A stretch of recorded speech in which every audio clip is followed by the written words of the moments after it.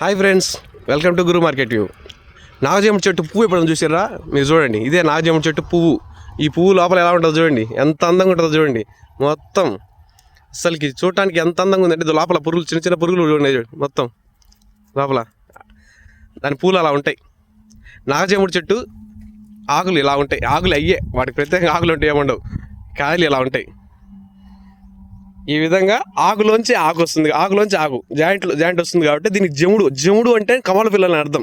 జముడు అంటే కమలు. ఇప్పుడు కమల పిల్లలు అంటే అర్థం. ఇప్పుడు నాగజముడు కానీ, బ్రహ్మజముడు కానీ, అడవి జముడు కానీ, జముడు అని ఎందుకు పెట్టారంటే, ఇప్పుడు మామూలు చెట్లు ఉన్నాయి, ఈ చెట్లు ఉన్నాయి, ఈ ఆకులోంచి ఇంకొక ఆకు ఉడుతుంది, పట్టంలే దీనికి ఉడుతుంది. ఆకులోంచి ఇంకొక ఆకు ఉడుతుంది, అందుకే దీనికి జముడు అని పెట్టింది. ఇప్పుడు జముడుకు సంబంధించిన ఏ చెట్టు అయినా కూడా ఆ దాంట్లో నుంచి ఇంకొకటి, దాంట్లో నుంచి ఇంకొకటి వస్తుంది. దీనికైతే ఆకులు కూడా లేవు. కొన్ని చెట్లకి, జముడు చెట్లకు ఆకులు ఉంటాయి, కానీ ఈ విధానం అయితే, కమల పిల్లల విధానం అయితే కరెక్ట్గా ఉంటుంది ప్రతి దాంట్లో. అందుకే దాన్ని జముడు అని పెడతారు. ఈ వీడియో నచ్చితే లైక్ చేసుకొని, సబ్స్క్రైబ్ చేసుకొని, బెల్ ఐకాన్ ఆన్ చేయండి. Thank you so much.